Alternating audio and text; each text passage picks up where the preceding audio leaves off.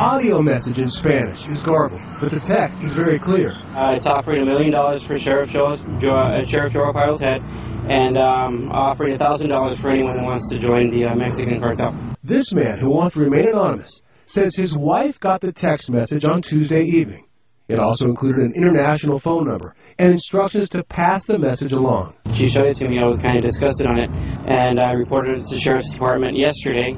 They said that they were going to direct the threat squad on it. The FBI is aware of it, and they're looking into it. Lisa Allen of the Sheriff's Office says they believe the message originated in Mexico.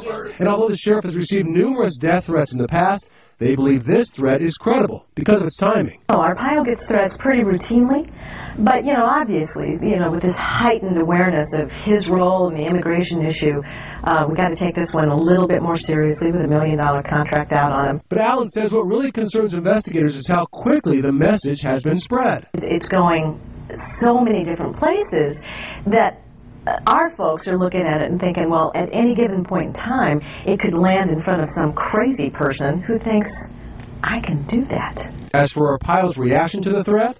It's a little bit like water off a duck's back for him, but, you never know if it's that sense of false bravado with him. You just can't read it. I'm sure he's concerned. I'm sure he's concerned for his family more than anything else.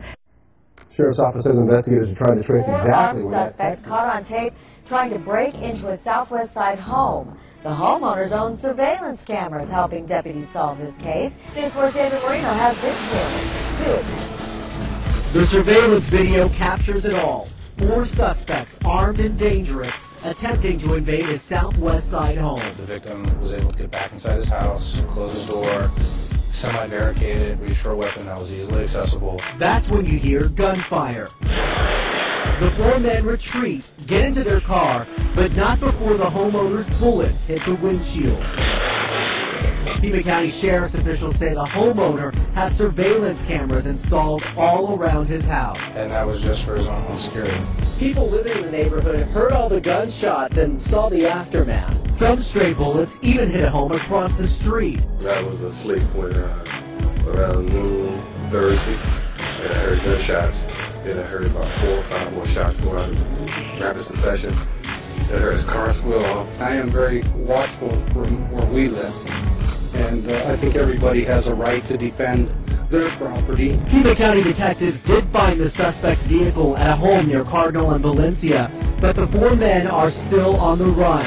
One of the suspects has been identified as 23-year-old Jesus Mendeville. It's believed he was shot in the arm.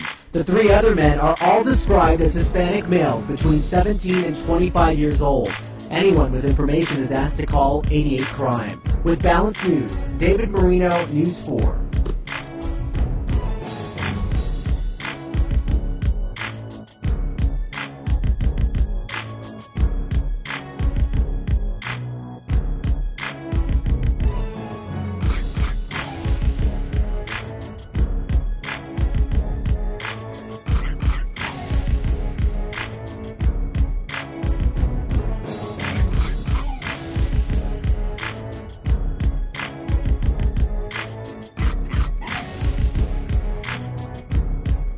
Evening, guys.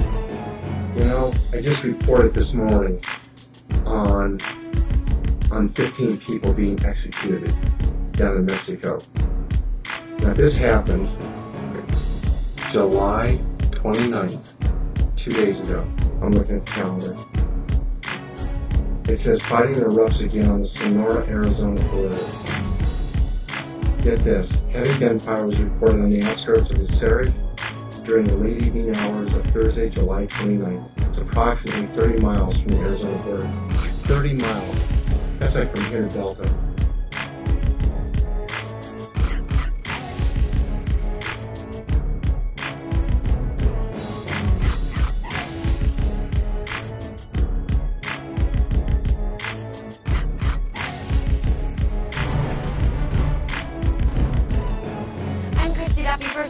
News. The U.S. Department of Justice is planning to sue the state of Arizona over its recently enacted immigration laws. Secretary of State Hillary Clinton made a confirmatory statement earlier today, leaking for the first time that Washington plans to file suit. She said, quote, President Obama has spoken out against the law because he thinks the federal government should be determining immigration policy, and the Justice Department, under his direction, will be bringing a lawsuit against the act. There has been controversy over the legislation in Arizona, which allows police to question people based on appearance in regards to their immigration status. Although an ABC News Washington Post poll finds that 6 out of 10 Americans support the Arizona law, 46% say states should control their own immigration laws.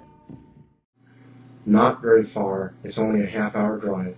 20 minutes, actually. 20-25. Anyway, unconfirmed reports from locals speak of a death toll, get this, of between 25 and 40 gunmen from rival organized criminal gangs. Paramilitary forces from Sinaloa and Beltran, Libya, cartels are currently fighting for control of this lucrative drug and human trafficking plaza into Arizona. American Border Patrol is America's eyes on the border. Its Operation Beef has been watching the border for more than 3 years. It is there to check up on the government's promise to protect the border. ABP flies a Cessna Tu-206, especially equipped with still and high-definition video cameras to record every inch of the border from the Gulf of Mexico to the Pacific Ocean. On June 3, 2009, ABP flew a mission along the border near San Diego.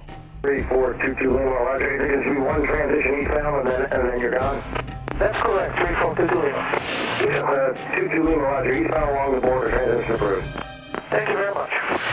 Here in San Diego, a 13-mile wide double fence has cut illegal immigration by more than 90%. 10 miles east, it is a different story. Here at Tecate, the government has chosen to leave in place an old 10-foot mat fencing with plenty of holes, and it is easy to climb. Okay, mark!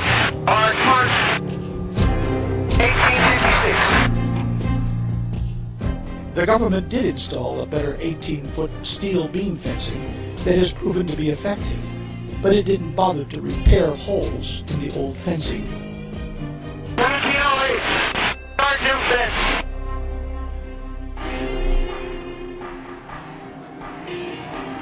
Mark!